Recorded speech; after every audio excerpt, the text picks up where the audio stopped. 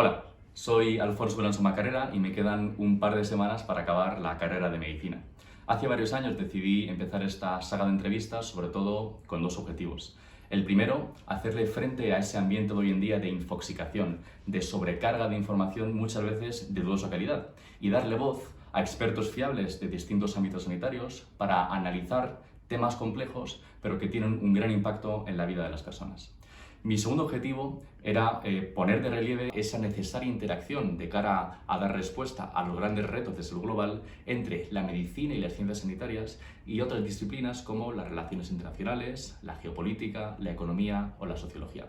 Por eso estas entrevistas han tenido siempre un prisma muy puesto a través de la salud pública. En noviembre de 2020, aún inmersos en una pandemia que había paralizado el mundo por completo, se anunció que estaban a punto de llegar las primeras vacunas para hacerle frente al COVID-19. En ese momento entrevistamos a Isabel Sola, codirectora del Laboratorio de Coronavirus del Centro Nacional de Biotecnología, y a María Neira, directora del Departamento de Salud Pública de la Organización Mundial de Salud, de la OMS. Les preguntamos, entre otras cosas, por este gran hito, el despliegue por primera vez en la historia de las primeras vacunas con tecnología ARN mensajero. Estudios posteriores, incluyendo un modelo diseñado por el Imperial College de Londres, afirmaron que estas vacunas salvaron hasta 20 millones de vidas en su primer año de funcionamiento, aunque con una brutal desigualdad según el reparto de inoculaciones entre los países. La salud pública abarca muchos ámbitos y muy variados entre sí, entre ellos el complejo mundo de la gestión sanitaria. Por eso entrevistamos también a Rafael Matessat, que es el fundador y director durante 27 años de la Organización Nacional de Trasplantes, la ONT. Hablamos con él sobre los difíciles comienzos de la ONT y todo el recorrido que ha tenido para alzarse aún como uno de los puntos fuertes de la sanidad pública española, una sanidad pública que no está atravesando precisamente su mejor momento. Mencionamos también el hecho de que las habilidades de comunicación en medicina son una técnica médica que hay que entrenar como cualquier otra y que ese clima de confianza en torno al mundo de los trasplantes que se ha generado en este país, sumado a una buena coordinación y una gestión eficaz, han permitido que España siga siendo el país con la mayor tasa de donación de órganos por millón de habitantes del mundo y que este año, 2024, España haya cumplido 32 años como líder indiscutible en el campo de los trasplantes a nivel mundial. Hemos puesto mucho el foco en las enfermedades infecciosas, porque son patologías que son, si cabe, aún más sensibles a los determinantes sociales de la salud. Con Alberto García Basteiro, del Centro de Investigación de Salud en Mangisa, en Mozambique, hablamos sobre tuberculosis. Hablamos también, por ejemplo, sobre la coinfección de esta enfermedad con los pacientes VIH, especialmente aquellos que alcanzan una fase SIDA, y también de los posibles costes catastróficos que pueden derivar de esta enfermedad.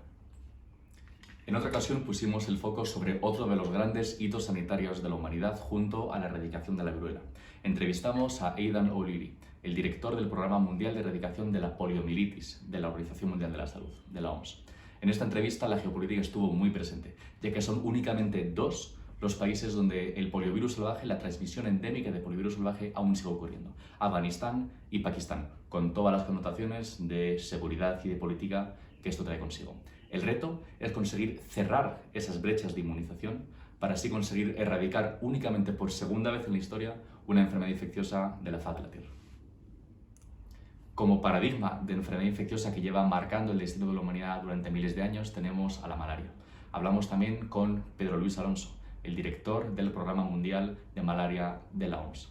Hablamos sobre esta enfermedad que es a su vez causa y consecuencia de pobreza, porque atrapa a las poblaciones y a países enteros en un círculo vicioso de pobreza y enfermedad. Cuanto más pobre eres, más enfermas. Y cuanto más enfermas, más pobre te haces.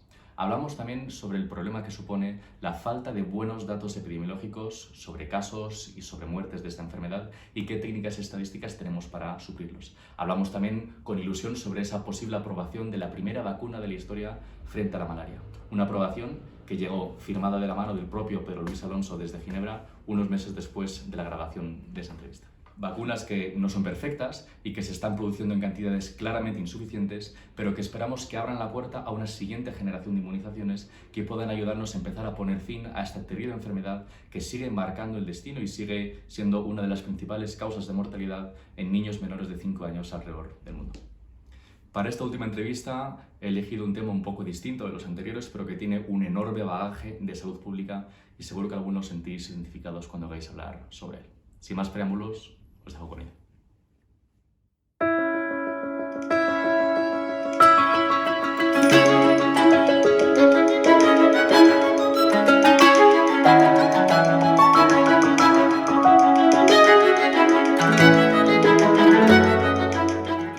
Bienvenidos a esta nueva entrega, en esta saga de entrevistas sobre diversos temas de salud pública.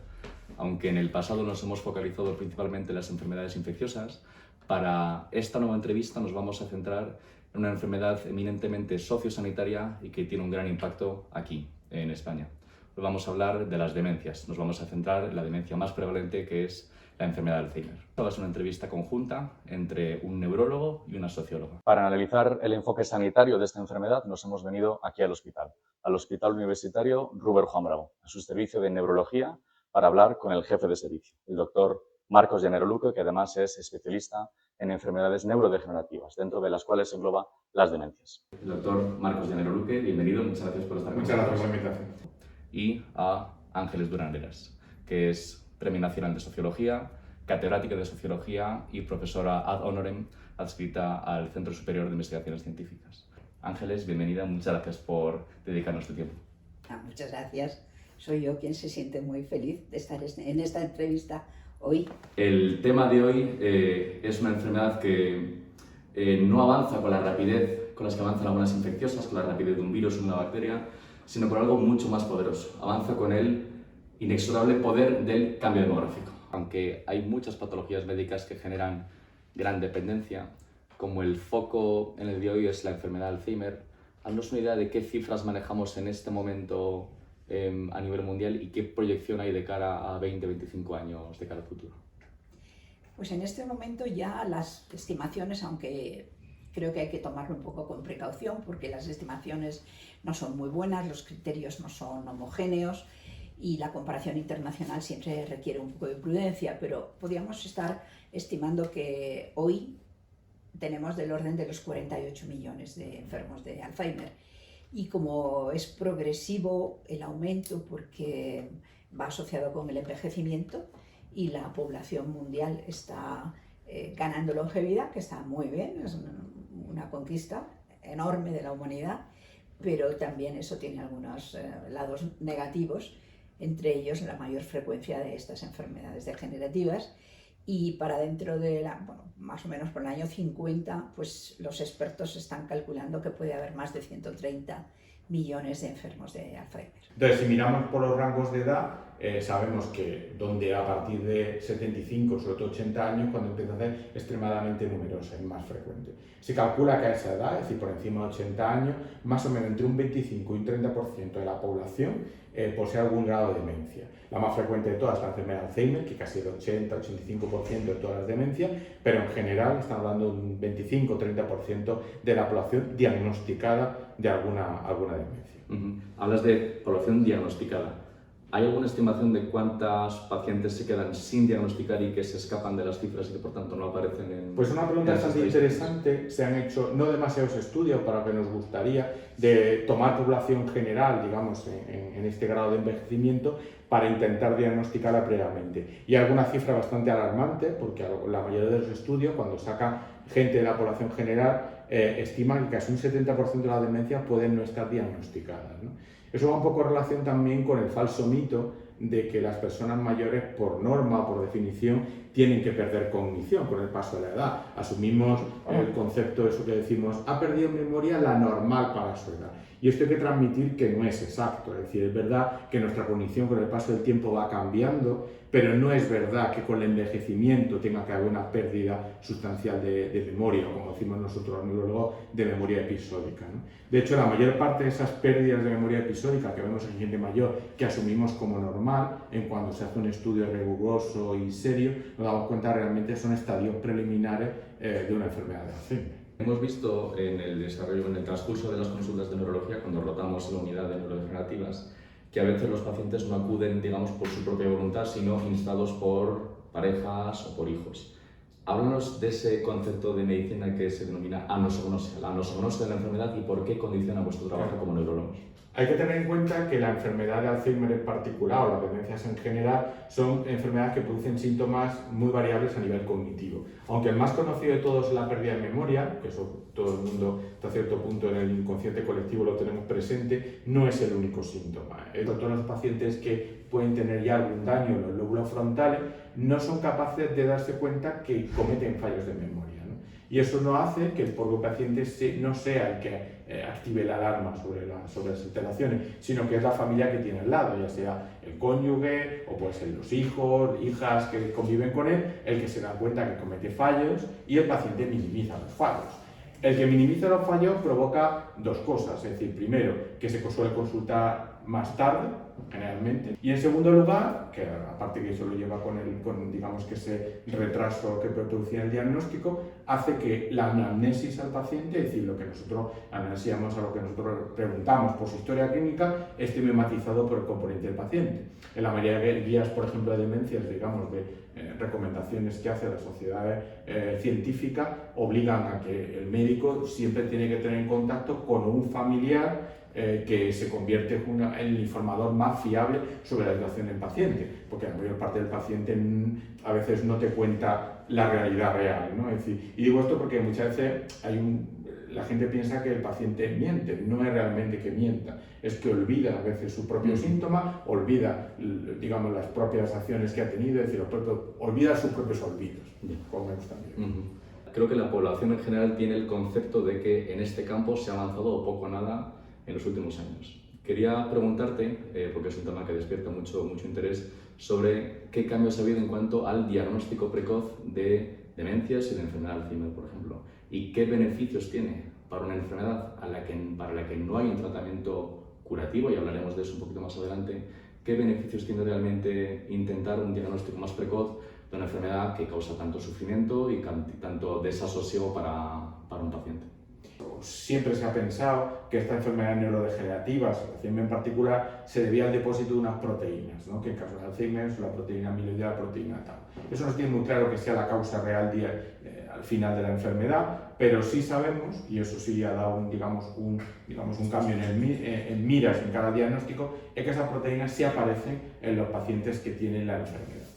El único problema que teníamos es que hasta el momento la única posibilidad de ser capaz de valorar esas proteínas en el cerebro de los pacientes era tomar una biopsia del cerebro.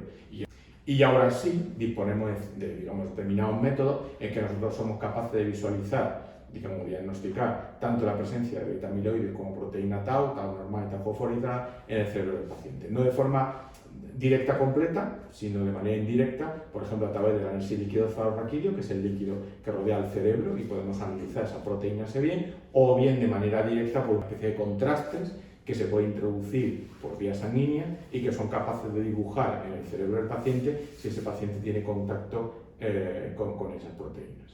Sobre la segunda parte de la pregunta, sobre qué beneficios, pues claro, una de las grandes luchas que tenemos es que, bueno, tenéis ahora métodos diagnósticos mucho más avanzados que son capaces de determinar este tipo de proteínas y, bueno, y una vez que lo diagnosticamos, ¿qué hacemos? ¿No? ¿Qué beneficio tiene con el tema? A ver, no es cierto que no tenga un tratamiento, es decir, sí que existe un tratamiento frente a la enfermedad de Alzheimer.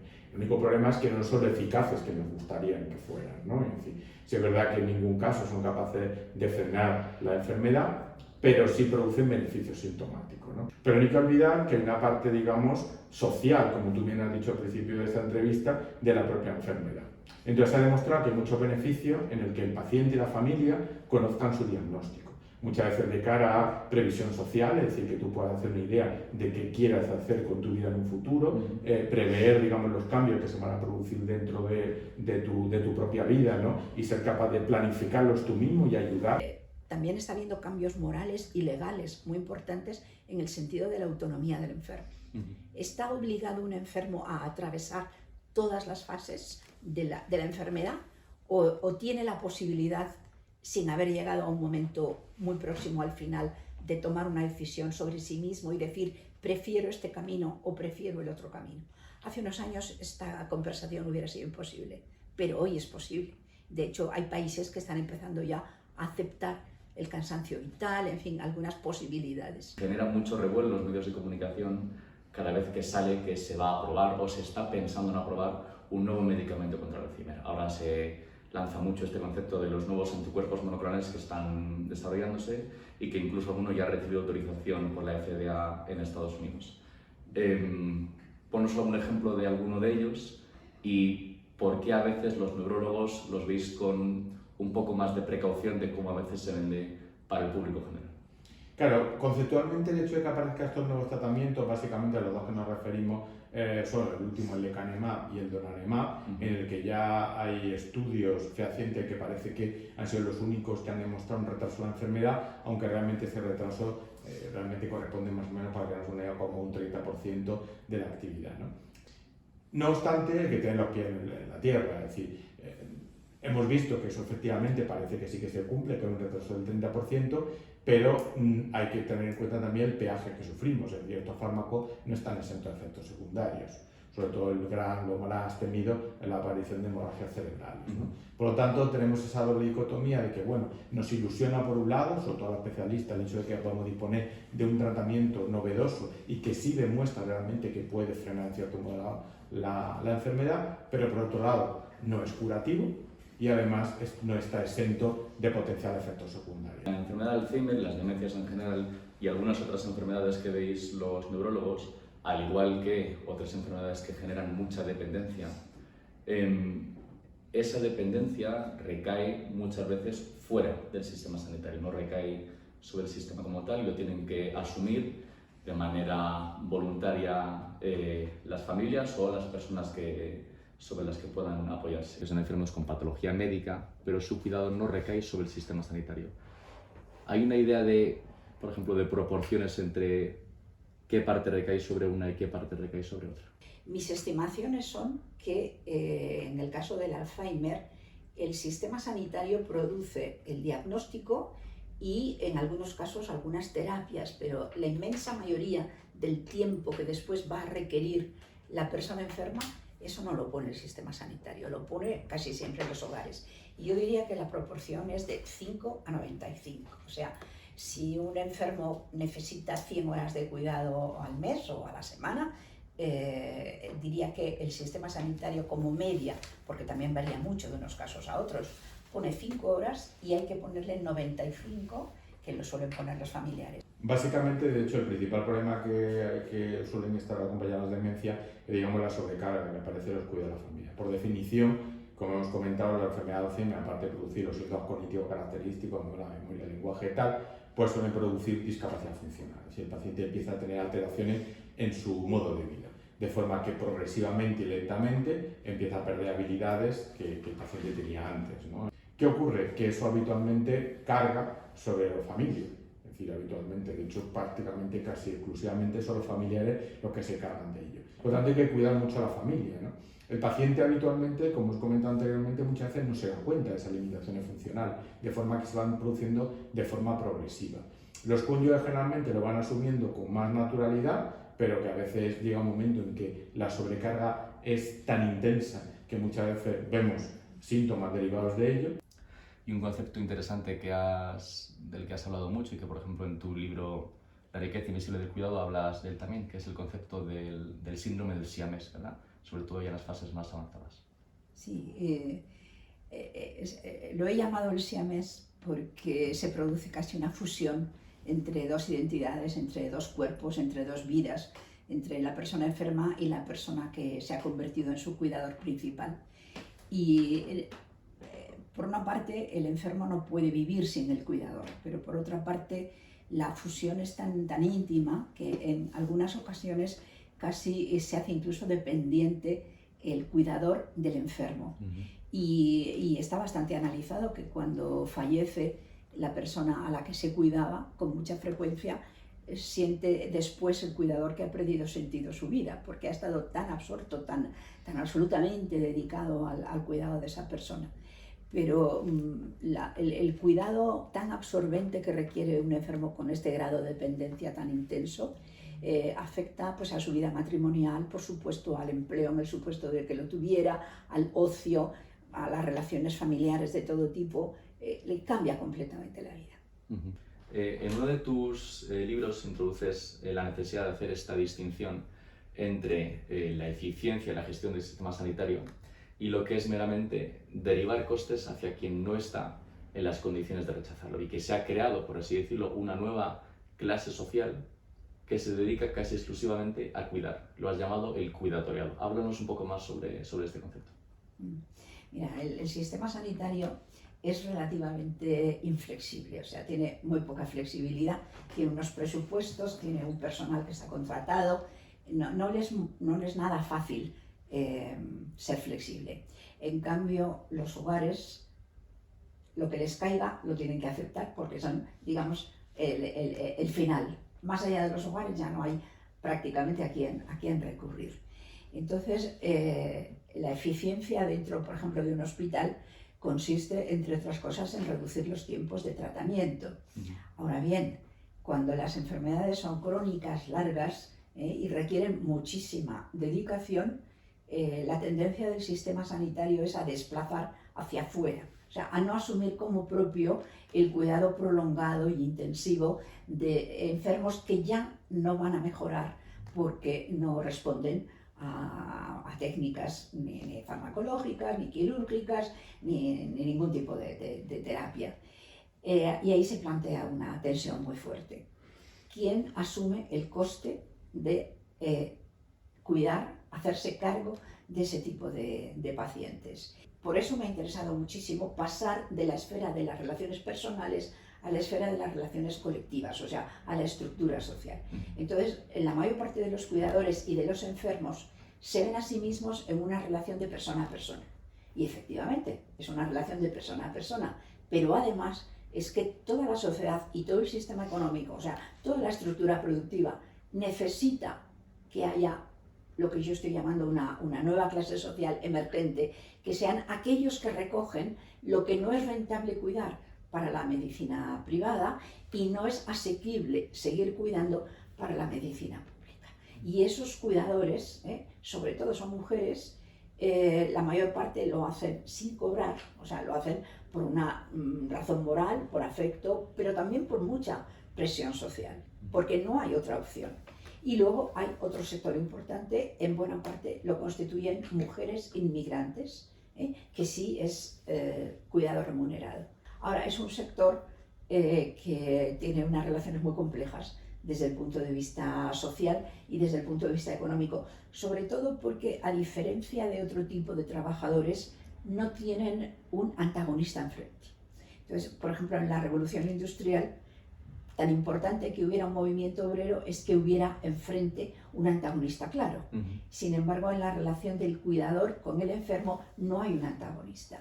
Entonces, los conflictos sociales, cuando aparecen, sobre todo, es cuando el Estado se hace cargo del cuidado, genera empresas de cuidado, bien dentro de los servicios públicos o bien descentralizadas, y ahí aparece ya la posibilidad de hacer explícito el conflicto.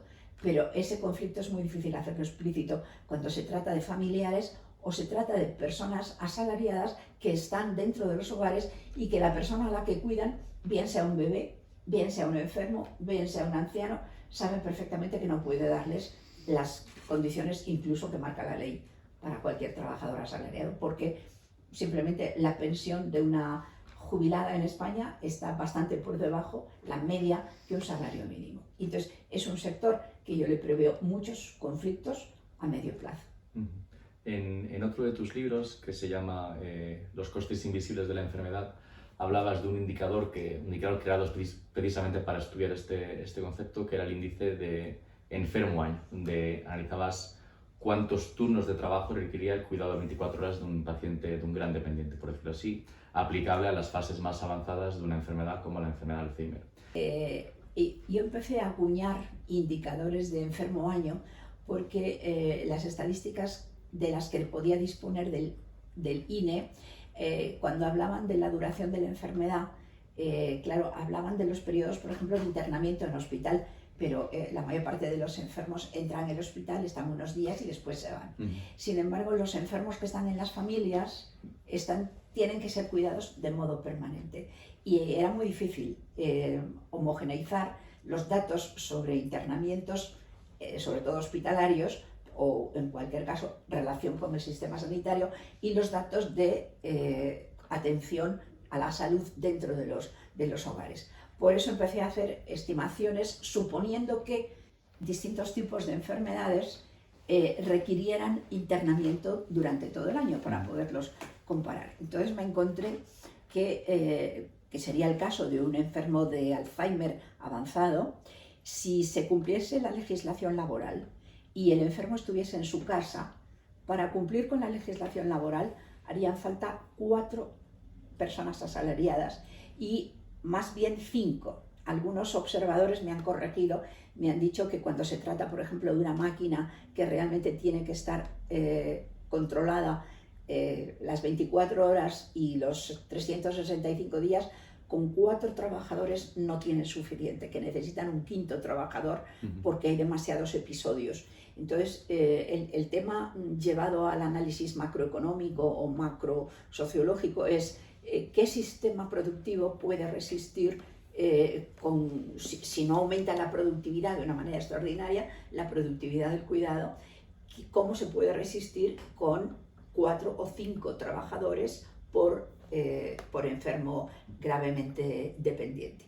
Como a nivel de las economías familiares prácticamente nadie puede pagar 5 trabajadores, que es lo que le pondría probablemente en una situación legal absolutamente correcta.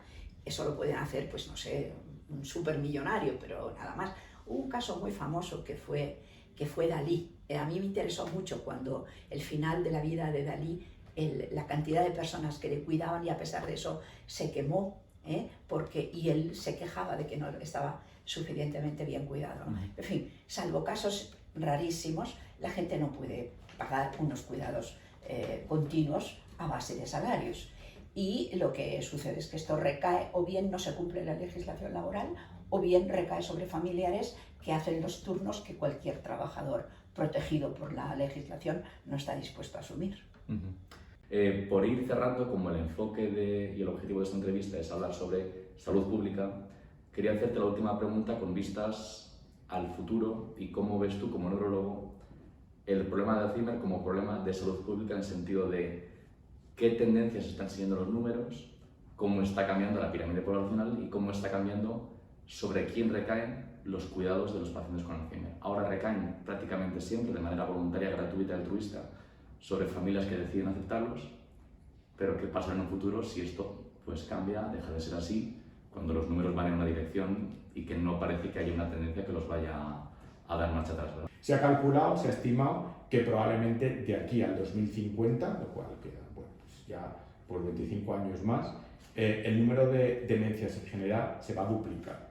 Y no por el concepto que tenemos de que cada vez son más frecuentes, cada vez se diagnostican más, que no exactamente es así, siempre ha existido, el volumen y la prevalencia e incidencia probablemente no va a cambiar demasiado, incluso hay una tendencia muy ligera a disminuir. Pero claro, el problema fundamental es que el número de gente en riesgo es el doble. Entonces, al haber el doble, pues habrá el doble de pacientes. Probablemente es un problema social importante. Es decir, pacientes que no dispongan, digamos, de familia cercana, ¿quién se va a acercar de ellos? ¿Quién se va a ocupar de ellos, ¿no? Es un tema bastante complejo y, como tú bien dices, porque lo hacen de manera altruista. Es decir, realmente lo haces porque, bueno, es tu padre, es tu madre y te sientes un poco obligado a digamos, hacer este tipo de esfuerzo, tanto a nivel físico como mental, como económico, ¿no? Pero claro, cuando no haya una familia disponible cercana, ¿cuál será el futuro nuestro en general, de todos nosotros? Difícil y complejo, ¿no? Quizá por eso sí que yo creo que este tipo de actitudes, ¿no? Para que sean conscientes a nivel de salud pública, de conocer es un problema muy relevante, muy importante y que probablemente tengamos que sentarnos sobre la mesa para hacer un plan que llevamos reclamando durante mucho tiempo nacional para intentar atar estos cabos que por el momento están sueltos. Creo que es un principio fundamental para ello. Ahora, el desafío es tan grande que no se arregla con parches. Hace falta una revolución social para enfrentarnos a esta nueva opción, oportunidad de vida que nos da la longevidad y las enfermedades que nos generan dependencias profundas, ¿no? Desde luego, hace falta un pacto social nuevo que pasa por la redistribución del cuidado. La redistribución del cuidado requiere una redistribución de los elementos monetarios. O sea, Esto significa impuestos, riqueza, patrimonio, todo eso, si contamos con la cantidad de años que nos puede tocar estar siendo dependientes, todo eso hay que repensárselo muy bien. Algo que parece rico, en realidad no es rico, porque va acompañado de una deuda en cuidados, ¿no? Algo que parece que no tiene valor, como es el cuidado de alguien que cuida gratuito, en realidad tiene un valor inmenso.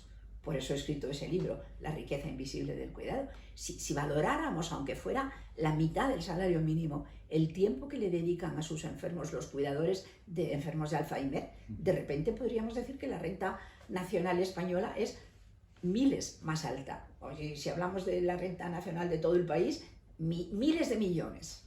Y eso por ahora es invisible, no lo analizamos en ningún sitio. No hacemos presupuestos de tiempo, en fin. Es una verdadera revolución. Para ir cerrando, te quería preguntar qué piensas que falta en la relación entre el campo de las ciencias sociales y las ciencias de la salud, sobre todo la medicina, ya que estamos hablando principalmente con estudiantes de medicina, futuros médicos. ¿Tú sabes que yo pensé en hacer medicina? No sabía, ¿no? No, pues lo pensé y finalmente no hice medicina. Pero creo que siempre he tenido muy próxima, a título individual, esa conexión. La salud es algo fundamentalmente social. O sea, enfermamos de distinta manera según nuestra clase social, según nuestra edad, según nuestro género, según nuestra raza. Tenemos distintas posibilidades de curación. Es profundamente social. Y nos curamos también de distinta manera. En estos momentos en España, sin necesidad de irnos más lejos, sigue siendo una interacción fortísima entre lo que es la economía, lo que es la sociedad y lo que es la salud y lo que es la enfermedad. Entonces, para mí es que van de la mano. Van de la mano las ciencias sociales, la economía de la salud, la sociología de la salud, con las ciencias sanitarias. No puedo separar, fíjate qué pasaría del sistema sanitario español si no hubiera un presupuesto. Y ese presupuesto lo dan las leyes, y ese presupuesto lo dan los impuestos y lo da la economía. De modo que para mí hay una interacción grandísima. Y la verdad, siempre que me han invitado a colaborar, he colaborado con todo tipo de médicos. Me siento muy en casa, pero sí creo que tenemos el mismo objetivo, ¿no? Que es hacer la vida de la gente mejor. Y en ese sentido, pues me siento muy a gusto, se lo agradezco, pero también creo que ellos pueden aprender, sobre todo algunos que tienen muchas ganas de mandar a la gente a casa. Y es mejor que piensen a ver qué le espera en casa cuando el enfermo llega a casa. Ángeles Duraneras, muchas gracias por estar con nosotros y gracias por escucharnos. Ha sido un gusto. Marcos Llanero, muchas gracias por animarte a participar, por cedernos parte de tu tiempo y gracias por aportar tu visión y tus ideas. Gracias. Muchas gracias. Espero que os haya gustado y que os haya parecido interesante esta entrevista. Esta será la última entrevista, al menos de esta saga, en la que he intentado poner de relieve y poner sobre la mesa temas y enfoques a veces no tan habituales o que quedan un poco perdidos durante la propia carrera de medicina o cualquier otra carrera sanitaria. En este mundo hay muchas cosas mal, hay muchas cosas que arreglar, pero hay que ponerse a ellos. Muchas gracias por escucharme y nos vemos en la siguiente etapa. Gracias y hasta pronto.